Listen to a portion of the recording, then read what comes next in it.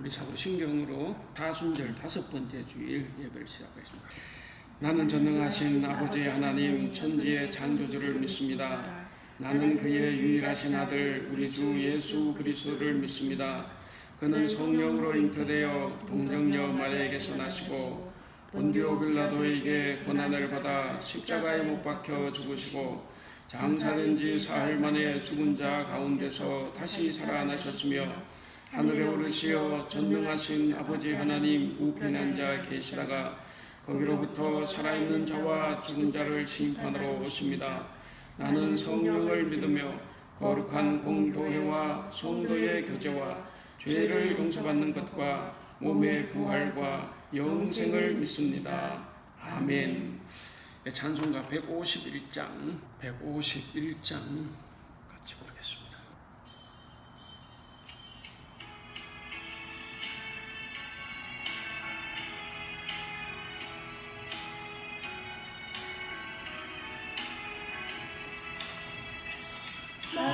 나의 왕의 주께서 외고 초동했나 이 본래 같은 너의 그 보혈 흘렸네. 십자가 내가 처음 볼 때 나의 맘에 큰 고통 사라져. 오늘 믿고서 내 눈 밝았네. 참 내 기쁨 영원하도다. 주 십자가 못 박힘은 속죄함 아닌가. 그 긍휼함과 그 은혜 말할 수 없도다. 십자가 내가 처음 볼 때 나의 맘에 큰 고통 사라져. 오늘 믿고서 내 눈 밝았네. 참 내 기쁨 영원하도다.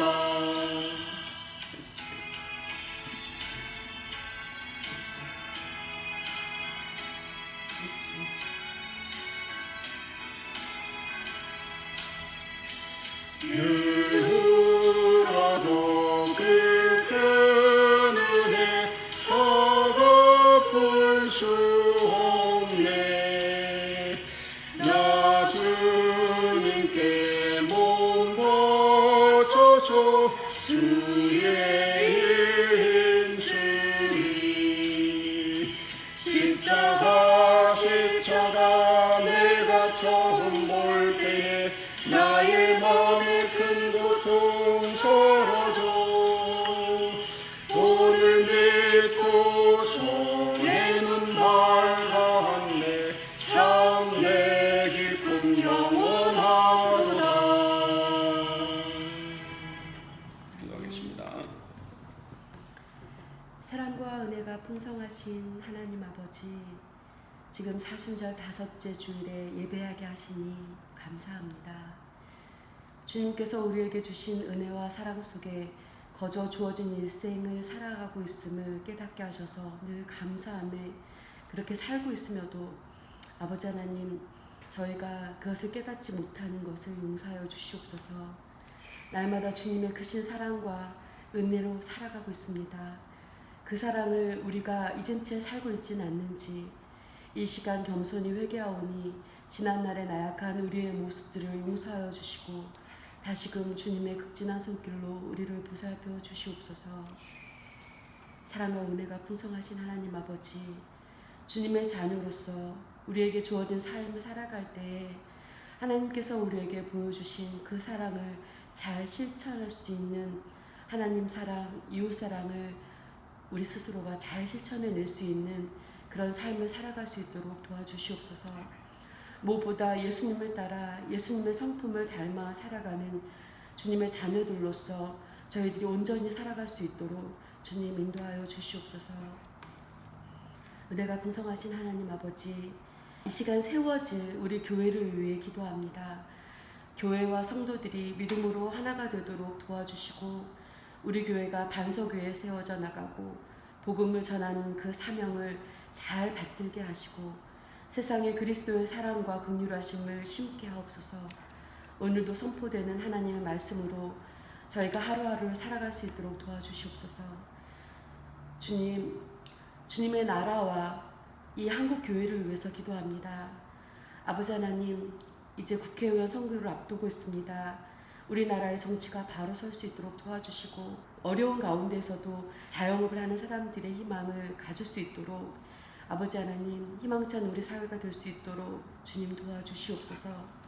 아버지, 십자가를 묵상하는 사순절 기간을 보내고 있습니다.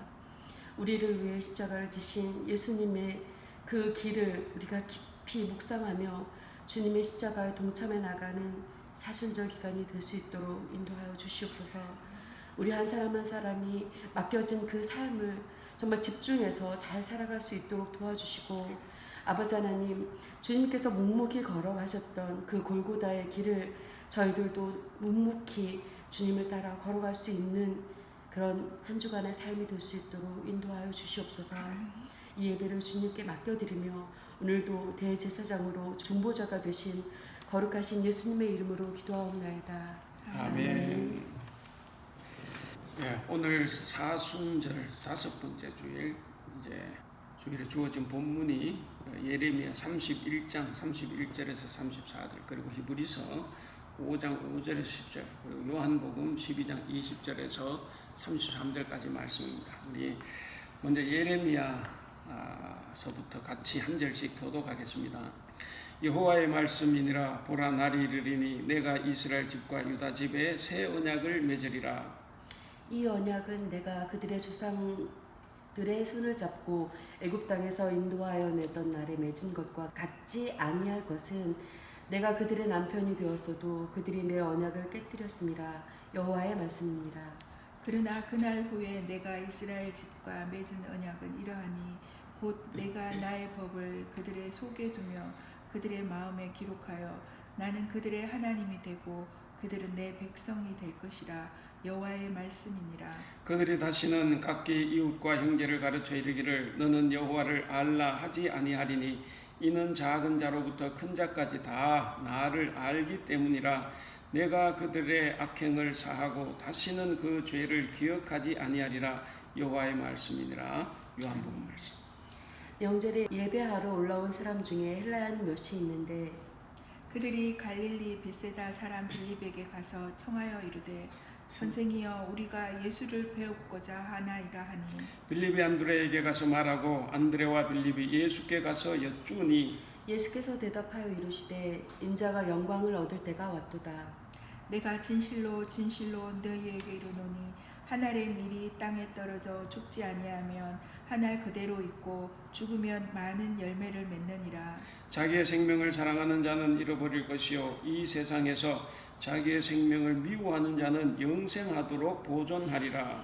사람이 나를 섬기려면 나를 따르라. 나 있는 곳에 나를 섬기는 자도 거기 있으리니 사람이 나를 섬기면 내 아버지께서 그를 귀히 여기시리라. 지금 내 마음이 괴로우니 무슨 말을 하리요. 아버지여, 나를 구원하여 이때에 면하게 하여 주옵소서. 그러나 내가 이를 위하여 이때가 왔나이다. 아버지여, 아버지의 이름을 영광스럽게 하옵소서 하시니 이에 하늘에서 소리가 나서 이르되 내가 이미 영광스럽게 하였고 또다시 영광스럽게 하리라 하시니 곁에 서서 들은 무리는 천둥이 울었다고도 하며 또 어떤 이들은 천사가 그에게 말하였다고도 하니 예수께서 대답하여 이르시되 이 소리가 난 것은 나를 위한 것이 아니요 너희를 위한 것이니라. 이제 이 세상에 대한 심판이 이르렀으니 이 세상의 임금이 쫓겨나리라. 내가 땅에서 들리면 모든 사람을 내게로 이끌겠노라 하시니 이렇게 말씀하시는 자기가 어떠한 죽음으로 죽을 것을 보이심이로라. 우리서 또한 이와 같이 그리스도께서 대제사장 되심도 스스로 영광을 취하심이 아니요 오직 말씀하신 이가 그에게 이르시되 너는 내 아들이니 내가 오늘 너를 낳았도다 하셨고 또한 이와 같이 다른 데서 말씀하시되 내가 영원히 멜기세덱의 반차를 따르는 대제사장이라 하셨으니 그는 육체에 계실 때 자기를 죽음에서 능히 구원하실 이에게 심한 통곡과 눈물로 간구와 소원을 올렸고 그의 경건하심으로 말미암아 들으심을 얻었느니라. 그가 아들이시면서도 받으신 고난으로 순종함을 배워서 온전하게 되셨은즉 자기에게 순종하는 모든 자에게 영원한 구원의 근원이 되시고 하나님께 멜기세덱의 반차를 따른 대제사장이라 칭하심을 받으셨느니라. 아멘. 예, 오늘 구약 본문 이제 예레미야인데 그 예레미야는 우리가 이제 눈물의 선지자라 그러잖아요. 눈물의 선지자. 왜냐하면 그 선지자들 중에 가장 암울했던 시기, 그러니까 자기 나라가 멸망하던 시기에 이제 활동을 했는데 이 사람은 이제 요시야 왕 제 13년, 그러니까 주전 626년에 20대 젊은 나이에 이제 선지자가 되어서 바벨론 제국의 유다가 망하는 587년까지, 그러니까 약 한 40년 가까이 예언 활동을 했습니다. 성경에 이렇게 뭐 출애굽 시대 그렇고 여기 지금 예레미야가 활동한 주전 626년 우리나라 같으면 이때 뭐였겠어요? 이때 고조선이 있었던 때죠. 고조선이 있었고 고조선 멸망한 것이 이제 찾아보니까 주전 239년이에요. 그때 이제 멸망이 되고 이제 해모스가 부여를 건국한 게 이제 주전 239년이니까 그럼 주전 626년이면 이거 뭐 엄청나게 호랑이 담배 필 적 시절이죠. 어쨌든 긴 아주 먼 옛날 이야기인데 어쨌든 예레미야는 그 시대에 이제 자기 나라가 멸망하던 시기입니다. 그러니까 그 요시야의 종교 개혁이 이제 좌절이 되고 그리고 성전은 파괴되고 동네들은 다 불타고 그리고 남은 사람들은 이제 포로로 끌려가는 그런 고통스러운 그 시기에 그걸 다 지켜본 사람이죠. 근데 그걸 지켜보면서도 예레미야는 계속해서 나라가 멸망한다. 바벨론에게 멸망하는 것이 하나님 뜻이다. 그리고 바벨론에게 포로로 끌려가서 살아야 된다. 이제 이렇게 예언을 하니까 이게 완전 매국노죠. 완전 매국노인데 그러니까 그 사람들이 그를 핍박하고 조롱하고 그리고 감옥에도 보내고 그러니까 엄청난 그 아픔을 많이 당했죠. 그러니까 이 예레미야는 눈물로 하나님께 호소한 적도 한두 번이 아니에요. 그러니까 그 예레미야 20장 8절에서 9절에 보면 그 고통이 얼마나 심했느냐 예레미야가 이렇게 말을 합니다. 내가 말할 때마다 외치며 파멸과 멸망을 선포함으로 여호와의 말씀으로 말미암아 내가 종일토록 치욕과 모욕거리가 됨이니이다. 내가 다시는 여호와를 선포하지 아니하며 그의 이름으로 말하지 아니하리라 하면 나의 마음이 불붙는 것 같아서 골수에 사무치니 답답하여 견딜 수 없나이다. 이렇게 이제 그 자기의 고통을 이야기를 합니다. 어쨌든 그 예레미야 예언대로 이 유다 나라는 주전 587년에 이제 폐망을 합니다.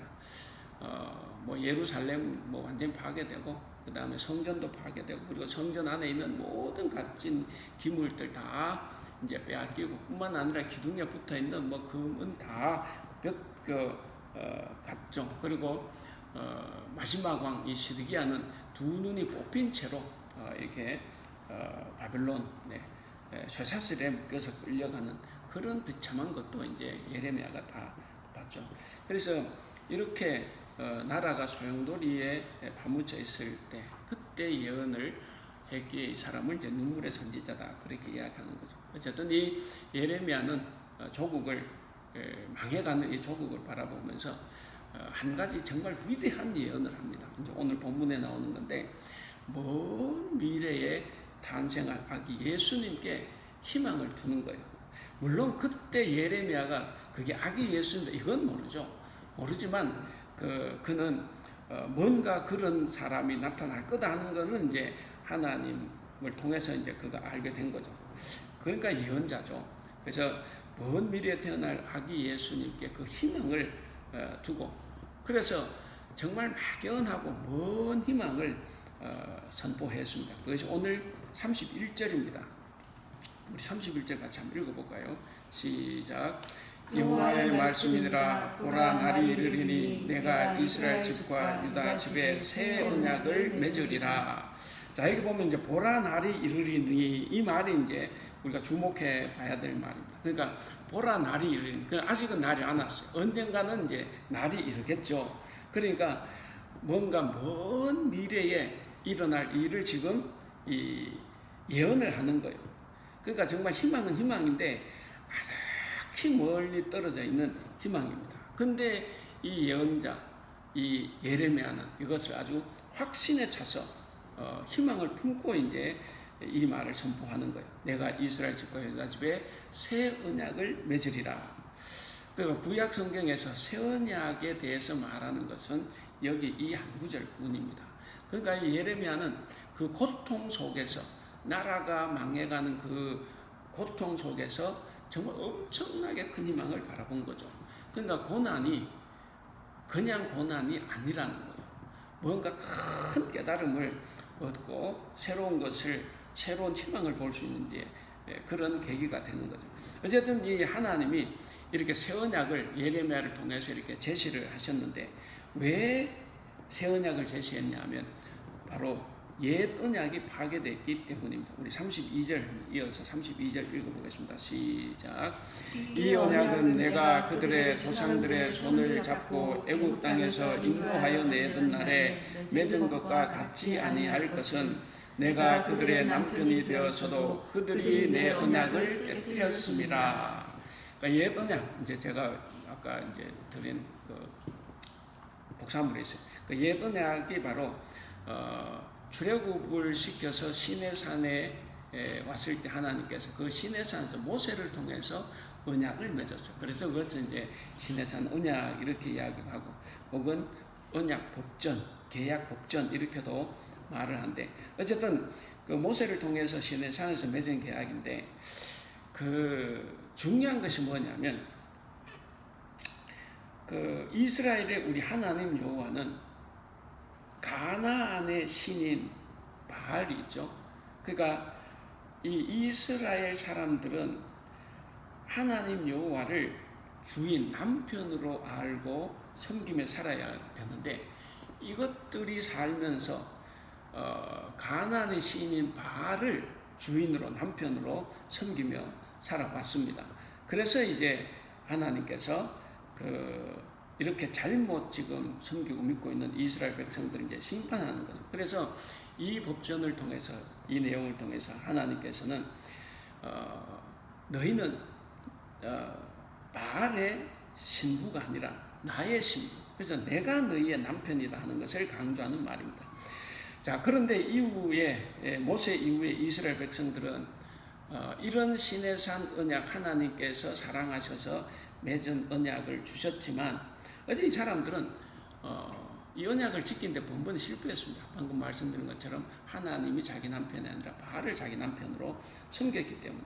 그래서 하나님께서는 파괴하는 것, 소위 말해서 이혼을 하는 겁니다.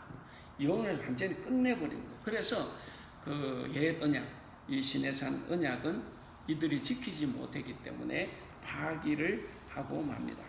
그래서 예레미야가 이제 본문에서 이제 그렇게 말하죠. 거기 보면 그 방금 32절 읽었죠.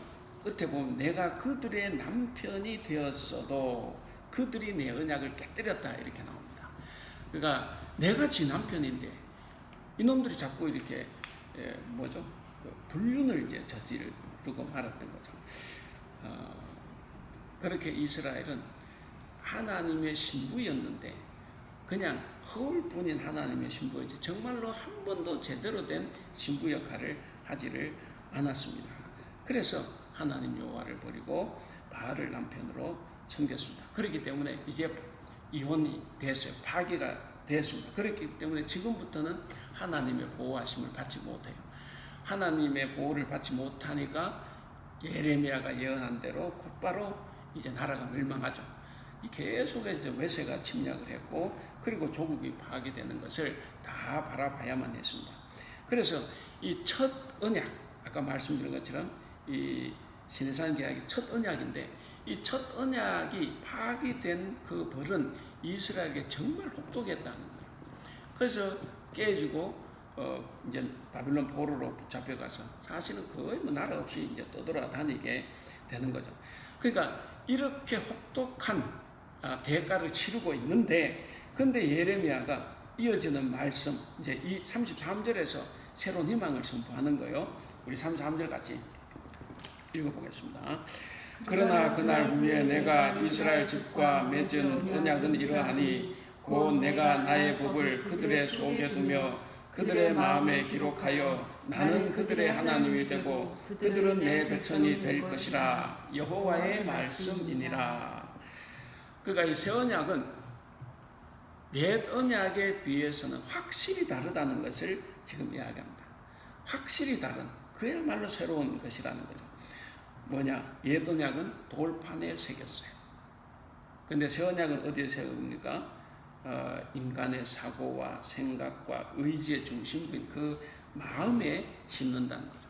그래서 뭐 돌비에 심은 것이 아니라 신비에 심었다 이렇게 이야기하는데, 그러니까 이건 뭐냐면 마음에, 가슴에, 마음에 심는 거니까 요즘 우리말로 이제 심장 수술을 하는 거예요. 이 심장 수술을 하는 건데, 그러니까 돌처럼 굳어진 이 심장이 하나님의 수술로 다 제거가 되고, 그래서 정말 살같이 부드럽고 살아있는 기능을 발휘하는 그런 심장을 지금 이식하는 겁니다.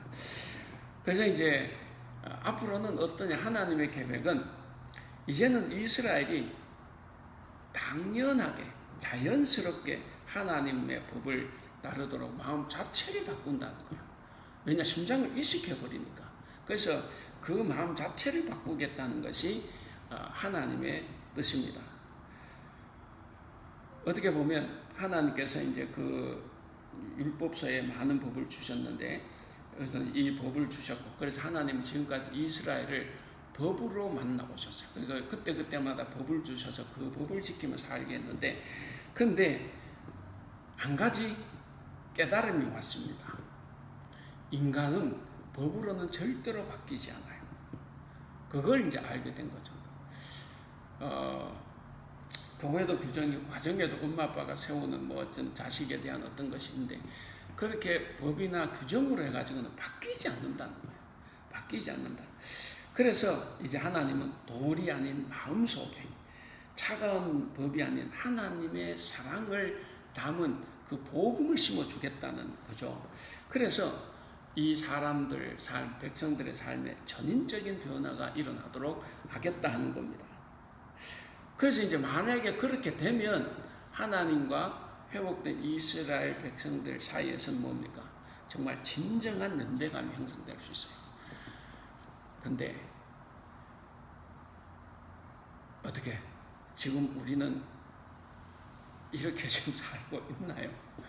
이게 이런 예언이 주어졌는데 그 살기가 쉽지 않다는 거죠. 어쨌든 34절을 또 보겠습니다. 자, 34절에 보면 새 언약의 결과에 대해서 말을 합니다. 우리 34절 같이 읽겠습니다. 시작. 그들이 다시는 각기 이웃과 형제를 가르쳐 이르기를 너는 여호와를 알라 하지 아니하리니 이는 작은 자로부터 큰 자까지 다 나를 알기 때문이라. 내가 그들의 악행을 사하고 다시는 그 죄를 기억하지 아니하리라. 여호와의 말씀이니라. 그러니까 이제 그렇게 되면 뭐냐면 더 이상 여호와의 지식, 여호와에 대한 지식을 가르칠 필요가 없는 사회가 된다는 이야기입니다. 가르치지 않아도 심장 수술, 심장 이식을 했기 때문에 저절로 그렇게 산다는 거죠. 근데 이렇게 살게 되는 것은 뭘로 가능합니까? 거기 나온 대로 하나님의 용서. 거기 그렇죠. 끝에 내가 그들의 악행을 사하고 용서하겠다는 거죠. 그러니까 그 하나님의 용서가 이것을 가능하게 한다는 겁니다. 그러니까 이 용서는 뭐냐면 회개를 전제하지 않고 주시는 용서입니다.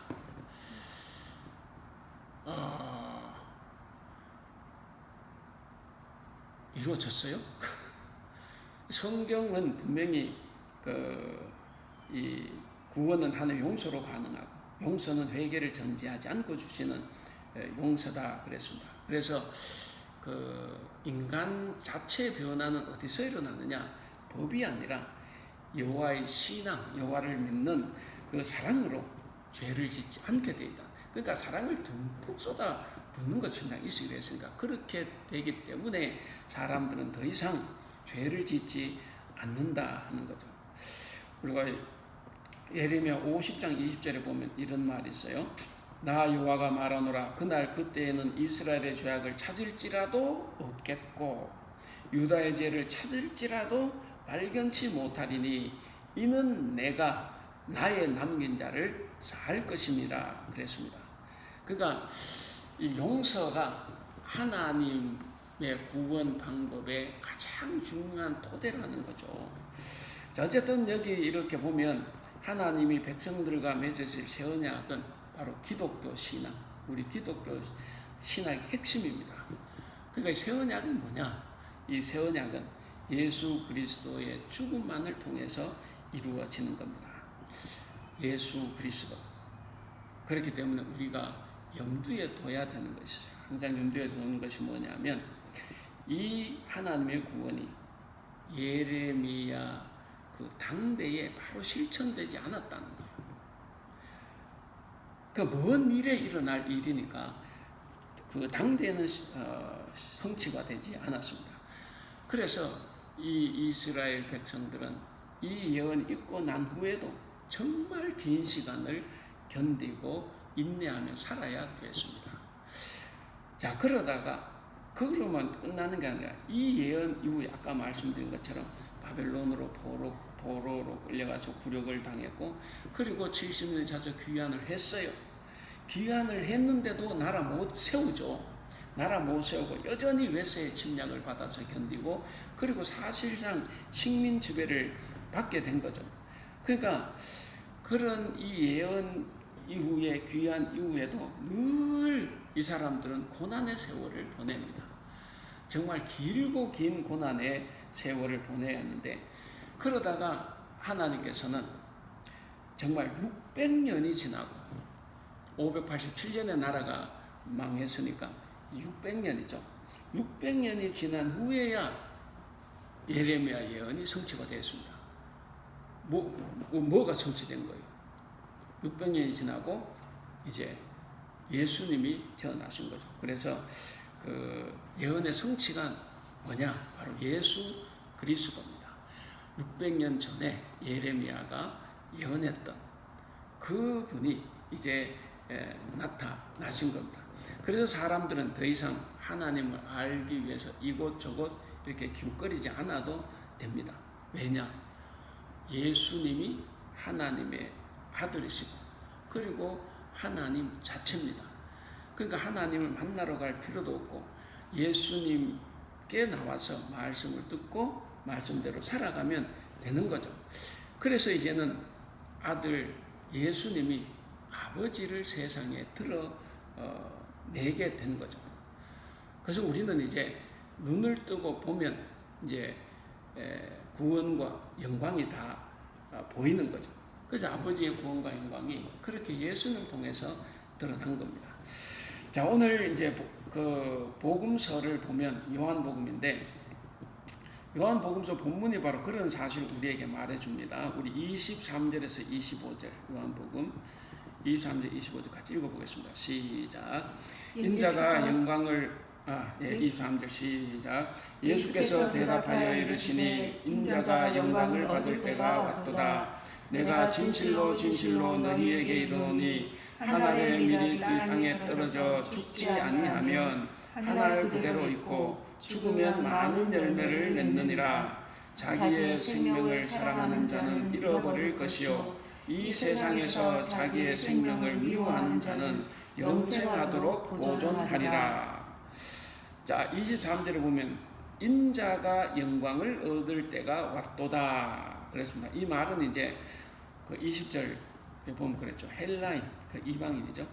헬라인 몇 명이 찾아왔기 때문에 이 말씀하신 거예요. 그러니까 헬라인이 찾아왔기 때문에 인자가 영광을 얻을 때가 왔다 이건. 그러니까 뭡니까? 이방인이 왔다는 것은 이제 예수님 사역의 절정에 이르렀다는 겁니다. 사역의 절정이 뭐예요? 그 때는 내가 죽을 때죠. 그러니까 이제 복음이 이 새 언약이 이제 이방인에게로 더 이제 가는 거죠. 그래서 예수님께서 이방인이 찾아왔을 때 인자가 영광을 얻을 때, 곧 내가 죽을 때가 왔다 이렇게 이제 이야기를 하는 겁니다. 그래서 영광을 얻을 때라는 이 말은 예수님의 순환과 죽음 그리고 부활과 하늘로 올라가시는 승기라 그러는데 승기하는 그 때를 지금 말하는 겁니다. 그래서 이것을 또 24절이 잘 설명을 합니다. 죽음으로써 내가 때를 맞이하는 거잖아요. 우리 24절 같이 읽어볼까요? 시작. 내가 진실로 진실로 너희에게 이르노니 한 알의 밀이 땅에 떨어져 죽지 아니하면 한 알 그대로 있고 죽으면 많은 열매를 맺느니라. 여기서 한 알의 밀이 누구예요?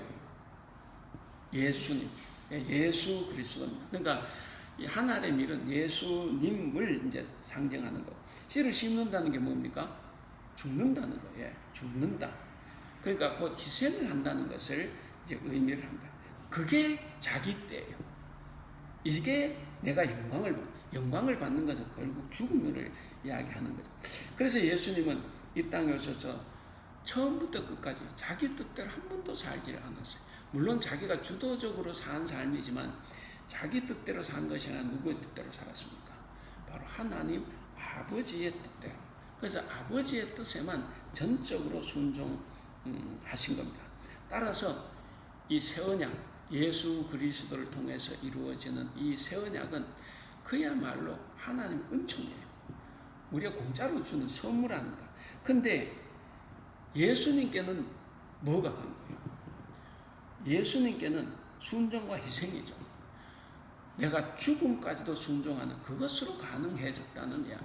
그래서 우리에게는 은총이지만 사실 예수님께는 큰 아픔이 있었다는 것을 우리는 같이 기억을 해야 됩니다. 그래서 마치 한 알의 밀이 농부의 뜻에 전적으로 순종해서 땅에 떨어져서 많은 열매를 맺었습니다.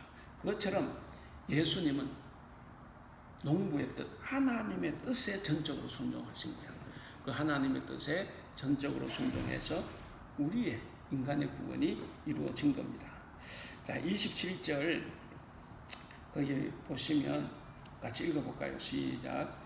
지금 내 마음이 괴로우니 무슨 말을 하리요? 아버지여 나를 구원하여 이 때를 면하게 하여 주옵소서. 그러나 내가 이를 위하여 이 때에 왔나이다. 꼭 겟세마네 동산 기도 비슷하죠. 이걸 좀 어려워요. 표준 세번역으로 읽으면 이렇습니다. 지금 내 마음이 괴로우니 무슨 말을 하여야 할까? 아버지 이때 이 시간을 벗어나게 하여 주십시오 하고 말할까? 아니다. 예수 혼자 계속 말씀하시는 거예요. 아니다. 중요한 말씀. 나는 바로 이 일 때문에 이때에 왔다. 이렇게 하는 거예요. 정말 이게 고통스럽고 괴로워서 벗어나게 해달라고 기도할까? 아니다. 나는 바로 이 일 때문에 이때에 왔다. 이렇게 지금 말씀하시는 겁니다. 그러니까 이게 우리가 이 말씀대로 아까 말씀 우리는 하나의 은총으로 구원을 받았지만 예수님께는 정말 엄청난 고통이죠. 그게 아픔인 거예요. 정말 괴롭고 그래서 벗어나고 싶은 겁니다. 벗어나고 싶은데 근데 그 끝에 말씀처럼 아니다. 나는 바로 이 일 때문에 이때에 왔다. 라고 하면서 자기의 사명을 다시 한번 되새기십니다. 그래서 여기서 이 일이라는 것은 뭡니까? 당연히 십자가에서 죽는 거예요. 십자가에서 고난과 죽임을 당하는 일입니다. 그게 고통스러운 길이죠. 근데 그게 자기의 사명이고 그리고 자기가 걸어가야 될 그 길이기 때문에 그냥 순종을 하시는 겁니다. 아버지의 강압이 아니고 당신 스스로 자진해서 그렇게 순종을 하시는 겁니다. 예수님은 부활의 영광을 생각하고 그 길을 걸어가신 게 절대로 아니에요. 우리는 뭐 그렇게 생각하죠. 어차피 뭐 죽어야 뭐 다 부활하고 되는데 그거 다 그냥 쇼지 이렇게 생각. 그게 아니라는 거예요. 실제로 쇼라고 해도 그렇게 됩니까?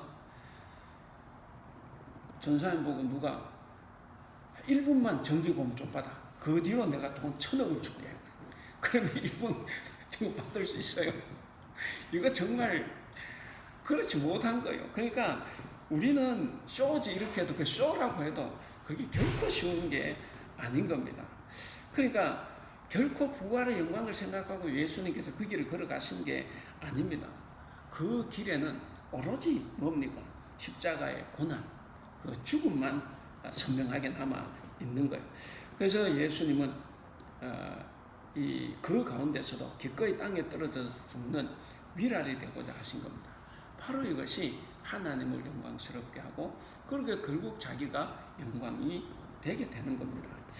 우리가 28절 거기 다시 한번 읽어볼까요? 시작. 아버지여 아버지의 이름을 영광스럽게 하옵소서 하시니 이에 하늘에서 소리가 나서 이르되 내가 이미 영광스럽게 하였고 또다시 영광스럽게 하리라 하시니 그랬습니다. 자, 아버지여 아버지의 이름을 영광스럽게 하옵소서 그랬습니다. 이게 뭐냐면 예수님 이 세상에 오신 목적이에요. 그러니까 목적이 뭐냐? 아버지의 이름을 영광스럽게 하는 거예요. 그러니까 내가 죽음으로써 하나님 나라를 이루는 겁니다. 아까 예레미야서 이야기한 것처럼 그런 정말 새 언약이 이루어지는 것이 뭐냐? 바로 그 하나님을 영광스럽게 하는 것. 그것이 자기가 온 목적입니다. 그래서 하나님 나라를 이루시는 것. 그러니까 자기의 사역과 그리고 자기의 순환과 죽음과 이 부활을 통해서 하나님 이름을 영광스럽게 하는 것. 이것이 예수님이 이 땅에 오신 목적입니다. 자, 그리고 또 중간에 보시면 내가 이미 영광스럽게 하였고 또다시 영광스럽게 하리라 그랬습니다.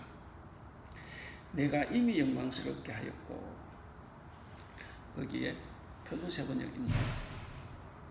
아버지여 아버지의 이름을 영광스럽게 하옵소서 하시니 이에 하늘에서 소리가 나서 이르되 내가 이미 영광스럽게 하였고 또다시 영광스럽게 하리라 하시니 똑같네. 자, 여기 보면 자, 내가 이미 영광스럽게 하였고 또다시 영광스럽게 하리라 그랬는데 이건 뭐냐면 어떻게 하면 하나님은 내가 영광스럽게 되는 건 뭡니까? 예수님이 십자가에서 죽어야 돼요. 그리고 부활을 해야 되는 겁니다. 그러니까 어떻게 보면 예수님은 당신이 오신 그 목적대로 지금까지 예수님 자신의 이 생애를 통해서 하나님 나라를 이루었어요.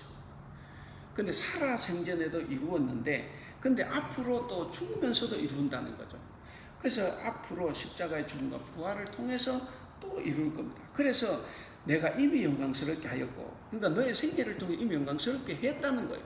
근데 또 영광스럽게 하리라 바로 너의 죽음을 통해서 영광스럽게 하겠다 하는 겁니다. 사실 이런 것을 이렇게 생각해 보면 지금 우리가 사순절인데 우리가 이 사순절에 우리가 힘써야 될 우리가 성도로서 힘써 추구해야 되는 삶의 자세가 뭐냐 하는 거죠. 그 삶의 자세가 바로 이거라는 거예요. 하나님의 영광을 위해서 내가 사는 것. 그래서 우리도 삶의 궁극적인 목표를 하나님의 영광에 맞춰야 된다는 겁니다. 예수님이 그렇게 사셨던 것처럼 우리 역시 우리의 삶과 우리의 사역, 그게 세상의 사역이든 교회 사역이든 간에 그 사역을 통해서 하나님만이 영광 받으실 수 있도록 우리는 살아가야 합니다. 그러기 위해서 우리는 다 하나님의 미랄이 되어야 합니다. 하나님의 미랄이 되는 게 뭡니까? 내가 가장 소중한 것을 내놓으라는 거예요. 가장 소중한 것을 내놓지 않다가 된통 당할 뻔한 창세기 인물이죠. 바로 아브라함입니다. 100세 얻은 아들. 이게 얼마나 중요합니까? 그러니까 하나님은 그렇게 주신 선물마저도 나의 영광을 위해서 내놓으라는 거예요. 죽이라는 거예요. 그 우리가 하나님께로부터 받은 선물이라고 해서 가장 큰 선물이라고 해서 내가 끝까지 가 그거 아니에요. 바쳐야 됩니다. 그러니까 내가 가장 소중한 것까지도 내가 내어놓을 수 있어야 합니다. 바로 이것이 우리는 다른 말로 요즘 우리가 하는 말로 나눔이라고 말할 수가 있습니다. 그래서 우리가 가진 가장 소중한 것을 이웃과 나누는 삶. 그것이 바로 뭐냐? 우리가 밀알 하나를 땅에다가 뿌리는 행위다 하는 겁니다. 우리가 그렇게 살아갈 때 예수님께서는 영광을 이미 받으신 거예요. 그래서 우리의 삶을 통해서도 우리 하나님 예수님께서는 이미 영광을 받으셨고 또 앞으로도 그런 일을 해가면서 하나님께 영광을 돌려야 된다. 하나님이 영광스럽게 해야 됩니다. 하나님께 영광 돌리는 삶, 이것은 바로 가장 소중한 것을 이웃과 더불어 하나님과 더불어 나누는 삶입니다. 이것이 바로 우리 그리스도인의 사명이라고 볼 수가 있습니다. 자, 이제 서신서로 넘어가 보면 히브리서인데 히브리서가 우리에게 또 일깨워주는 것이 바로 그 내용입니다. 거기 보면 5절에 그랬죠. 우리 5절만 한번 읽어볼까요? 히브리서 5절 시작. 또한 이와 같이 그리스도께서 대제사장 되심도 스스로 영광을 취하심이 아니요 오직 말씀하신 이가 그에게 이르되 너는 내 아들이니 내가 오늘 너를 낳았다 하셨고. 자, 거기 보면 이 예수 그리스도께서 대제사장이 되셨는데 그것이 자기 스스로 된 것이 아니라는 거야. 바로 이런 그 복음서에 나오는 이런 삶, 이런 삶의 자세 때문에 하나님께서 친히 내려주신 거죠. 하나님께서 예수님을 완전하고도 유일한 대제사장으로 임명하셨다라는 것을 오늘 이 히브리서 본문을 통해서 말해주고 있습니다. 그러니까 예수님 완전하심은 어떻게 됩니까? 우리 8절 9절 한번 읽어볼까요? 8절 9절 시작. 그가 아들이시면서도 받으신 고난으로 순종함을 배워서 온전하게 되셨은즉 끝까지. 그러니까 그가 하나님의 아들이면서도 고난을 받았다는 거예요. 우리는 아들, 딸, 우리는 뭐 자식이 없으니까 전도사님 이렇게 딸 둘이 있는데 고난을 받게 하고 싶진 않죠. 제가 전혀 신앙 없다고 말한 건 아니에요. 그게 사람의 마음이죠. 근데 하나님의 마음은 우리가 측량할 수 없다는 거예요. 당신의 외아들을 그 사지로 몰아 넣은 거예요. 그래서 예수님은 아들이면서도 고난을 받았다는 거죠. 그래서 고난 받는 자. 근데 고난 속에서 순종을 배웠어요. 그래서 순종하는 자. 고난 속에서 순종을 배웠습니다. 그래서 배우는 자. 그래서 고난 받는 자, 순종하는 자, 배우는 자가 됨으로써 예수님은 완전하게 됐다 하는 겁니다. 그래서 결국 고난이 유익이고 고난이 예수님을 완전하게 했다는 거죠. 그래서 8절 말씀대로 예수님은 고난을 통해서 순종을 배웠습니다. 우리 예수 그리스도께서는 이 순종과 헌신을 통해서 완전하게 되셨고 그리고 인간 구원의 원천이 되셨습니다. 우리 9절을 다시 한번 읽어보겠습니다. 시작. 온전하게 되셨은즉 자기에게 순종하는 모든 자에게 영원한 구원의 근원이 되시고 그랬습니다. 그래서 완전하게 온전하게 되었고 그리고 구원의 원천이 되셨다 그랬습니다. 그렇기 때문에 이제부터 우리는 그리스도로부터 구원을 얻을 뿐만 아니라 구원에 이르는 방법도 우리는 배우게 된 겁니다. 그래서 이 예레미야 예언이 우리 예수 그리스도를 통해서 이루어졌다는 거죠. 결국 예수님은 스스로 낮아지셨습니다. 이 땅에 오셨고 이 땅에서 가장 가난한 사람도 가지 않는 이 마굴간에서 태어나고 이제 첫날을 거기서 보내신 거죠. 그러니까 그렇게 스스로 낮아지고 고난 받으심으로써 완전하게 되신 이 대제사장입니다. 그렇게 완전하게 되신 대제사장께서 온 인류를 대표해서 한 번 인류를 대신해서 자기의 피로 속죄 제사를 지냄으로써 이 새 언약을 성취했습니다. 히브리서 10장 12절에 보면 이런 구절이 있어요. 오직 그리스도는 죄를 위하여 한 영원한 제사를 드리시고 하나님 우편에 앉으셨다. 그리고 14절에 보면 그가 거룩하게 된 자들을 한 번의 제사로 영원히 온전하게 하셨다 그랬습니다. 이처럼 이 히브리서를 쓴 히브리서 기자는 이 예수님에게서 메시아 그리스도를 보고 있었습니다. 그런 예수님이셨기 때문에 600년 전에 이 예레미야는 예수님을 예언한 거예요. 예수님을 예언하면서 예수님을 통한 새 언약의 체결에 대한 소망을 품고 있었던 겁니다. 자, 이제 말씀을 맺어 보겠습니다.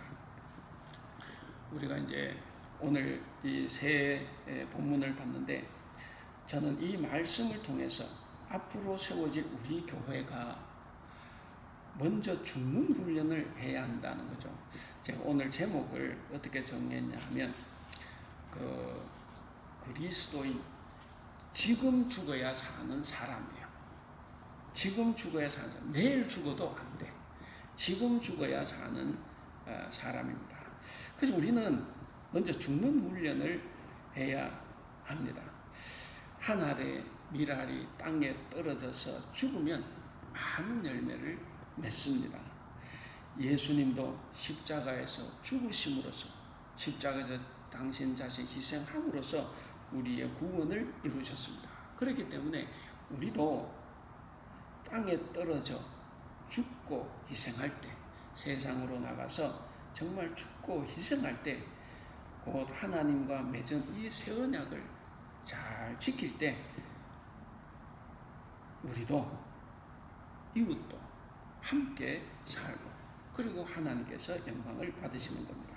이제 우리 교회와 성도는 하나님과 맺은 새 언약의 백성들입니다.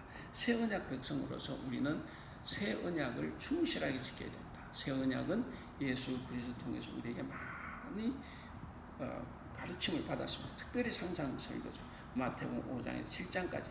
자, 이 새 언약을 충실히 지켜야 되는데, 근데 이 새 언약이 많아요. 예수님 말씀도 많습니다. 그래서 그것을 가장 쉽게 정리하면 이겁니다. 마태복음 22장 37절에서 40절. 내 마음을 다하고 목숨을 다하고 뜻을 다하여 주 너희 하나님을 사랑하라 하셨으니 이것이 크고 첫째 되는 계명이요 둘째도 그와 같으니 내 이웃을 내 자신과 같이 사랑하라 라는 것이 새 언약의 요약입니다. 그러니까 뭡니까? 하나님을 사랑하고 이웃을 사랑하는 이 사랑의 이중 계명이에요. 그래서 우리 교회는 우리가 하고 싶은 일을 하면 안 돼요. 물론 내가 하고 싶은 일이 하나님과 뜻이 합쳐져서 정말 하나님께서 하시고자 하는 일이 내가 하고 싶은 일은 괜찮은데, 내가 하고 싶은 일 하면서 하나님 내 마음에 맞춰주시, 이건 안 된다는 거예요. 항상 그 선후 관계를 잘 봐야 됩니다. 그래서 내가 하고 싶은 일, 우리가 하고 싶은 일을 내려놓고 이 세상을 위해서 먼저 죽어 희생을 해야 됩니다. 내가 하고 싶은 일이 남과 나누는 삶, 이것은 하나님과 일치하겠죠. 그래서 먼저 죽고 희생함으로써 하나님을 사랑하고 이웃을 위해 희생하고 돕는 그런 사랑의 이중 계명을 온전히 행해야 합니다. 그것이 바로 우리가 행해야 될 또 우리 교회의 모습이라고 봅니다. 다시 한번 아까 제가 오늘 설교 제목을 말씀드렸는데 뭡니까? 그리스도인, 지금 죽어야 사는 사람. 예, 지금 죽어야 돼. 내일 죽는다고 하면 그 시간이 안 올지도 몰라요. 그래서 우리는 살기 위해서, 나도 살고 이웃도 살고 또 하나님께 영광이 되기 위해서는 내가 죽어야 합니다. 따라서 이제 사순절 5번째 주간입니다. 이 5번째 주간에 우리는 살기 위해서 죽는 훈련을 해야 합니다. 나를 죽이는 훈련에는 뭐가 있을까? 제가 적어본 거는 이렇습니다. 이기적이고 자기중심적인 생각을 다 내려놓고 하나님의 말씀에 절대 순종하는 삶. 또 어떤 환난 가운데서도 고난이 내게 유익임을 알고 고난을 끈기 있게 이겨내는 삶.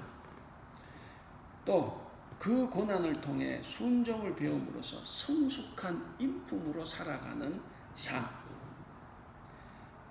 또 내가 원하고 내가 즐겁게만 살려고 하는 욕심. 그러니까 나를 위한 삶을 다 내려놓고 이웃을 먼저 생각하고 배려하고 돕는 그런 희생하는 삶. 바로 이런 삶을 사는 것이 나를 죽이는 훈련이라고 생각합니다. 그러므로 우리는 이 소중한 미라를 자기만을 위해서 사용하지 않기를 바랍니다. 소중한 미라일수록 하나님께서 내게 주신 은혜와 복일수록 그것은 남과 함께 나누어야 합니다. 이것이 미라를 땅에 뿌리는 행위이고, 그리고 이것이 이웃을 위해서 자신을 십자가에 못 박는 삶이라고 볼 수가 있습니다. 그래서 씨를 뿌리면 어떻습니까? 씨를 뿌리면 그 씨가 지금 당장은 죽어요. 다 썩어집니다. 지금 당장은 죽어 없어지는 그런 환란을 겪지만 그러나 반드시 더 많은 생명으로 살아나게 됩니다. 다시 살아나서 이제 선한 열매를 맺게 됩니다. 그러므로 저와 여러분은 하나님과 이웃을 위한 죽음과 희생을 두려워하지 말고 선한 열매를 맺으면서 하나님께 영광 돌리며 살아갈 수 있기를 주님의 이름으로 축원합니다. 기도하겠습니다. 사랑이 많으신 우리 하나님, 사순절 5번째 주일을 맞이하였습니다. 이제 사순절이 저물어 가고 있습니다. 조금은 지루하고 조금은 희미해지기도 했지만 주님의 고난을 갈수록 더욱 커졌던 것도 우리는 기억합니다. 우리는 이렇게 쉽게 주님을 믿고 살고 있지만 주님은 우리를 위해서 얼마나 큰 고통과 고난을 당하셨는지 우리가 늘 기억하며 살아갈 수 있도록 도와주시옵소서. 우리를 구원하시기 위해 소중한 목숨까지도 기꺼이 십자가에 내어놓으신 우리의 주님, 하나님께서 주신 사명을 잘 감당하심으로 우리에게도 새 생명의 길이 열리게 되었음을 다시 한번 감사합니다. 세상의 욕심 때문에 주님을 포기하지 말게 하시고 우리도 주님과 함께 죽어서 더 많은 열매를 맺게 하여 주시옵소서. 주님을 위해 주님 뜻대로 사는 것이 기쁨이 되게 하시고 그리하여 주님이 우리를 높이시는 영광을 우리가 누리게 하여 주시옵소서. 미랄이 땅에 뿌려져 죽음으로서 많은 열매로 다시 살아나듯이 십자가에서 희생하셨지만 다시 부활하셔서 우리를 살리셨듯이 새 언약의 백성된 우리도 우리의 소중한 것을 포기하고 희생함으로써 이웃을 살리고 주님께서 영광 받으시는 일을 할 수 있도록 도와주시옵소서. 예수님의 이름으로 기도합나이다. 아멘. 예, 찬송가 455장 같이 보겠습니다. 찬송가 455장.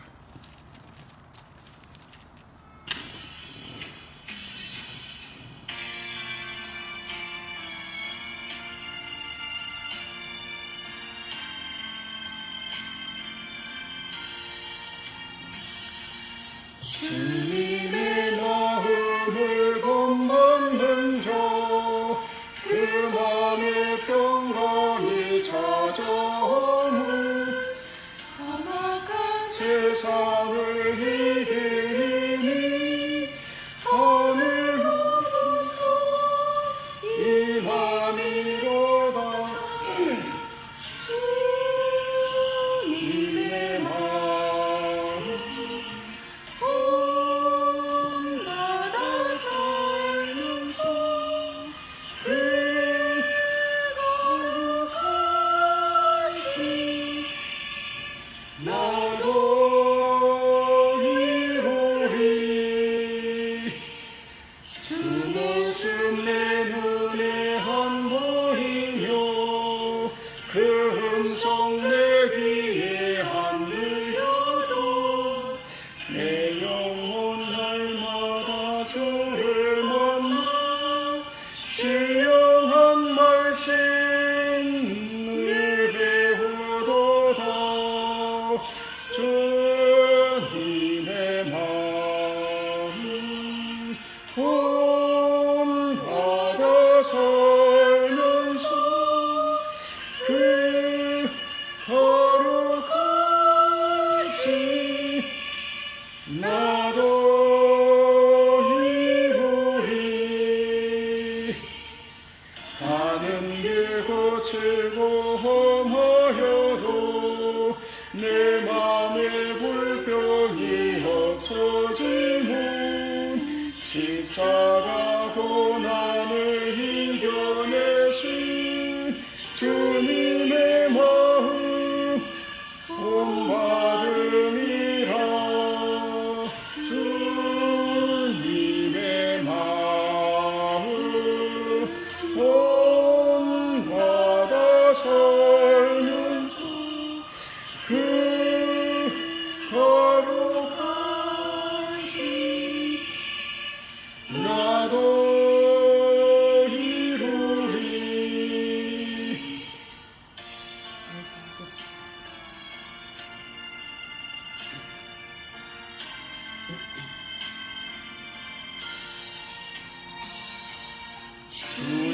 예수 세상에 다시 오실 그날엔 무성도 변화하여 주님의 빛나는 그 형상을 다 함께 보며 주 찬양하리. 주님의 마음 온하여서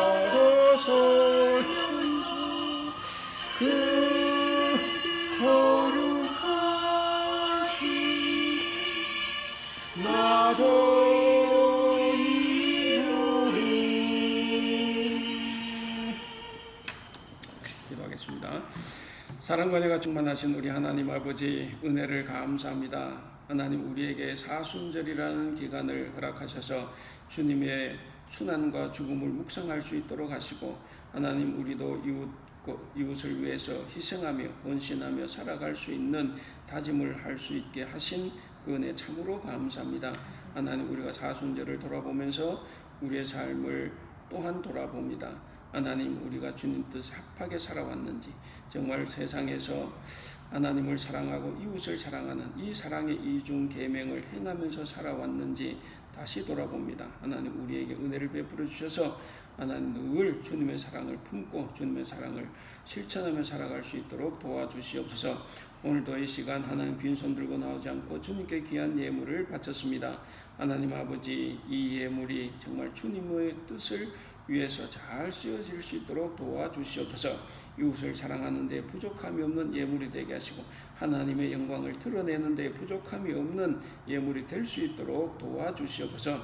바친 손길들 외에도 주님께서 한량없는 은혜와 복을 더하셔서 하나님께서 맡겨주신 삶을 성실하게 잘 감당할 수 있는 하나님 지혜와 능력과 믿음을 허락하여 주시옵소서. 하나님, 모든 가정도 지켜주시고 한국에 있는 모든 친인 지역들도 다 지켜주셔서 언제나 오고 가는 소식들이 즐겁고 복된 소식이 되게 하여 주시옵소서. 감사하며 우리 주님 예수님의 이름으로 기도합나이다. 아멘. 여호와는 네게 복을 주시고 너를 지키시기를 원하며, 여호와는 그의 얼굴을 네게 비추사 은혜 베푸시기를 원하며, 여호와는 그 얼굴을 네게로 향하여 드사 평강 주시기를 원하노라. 아멘.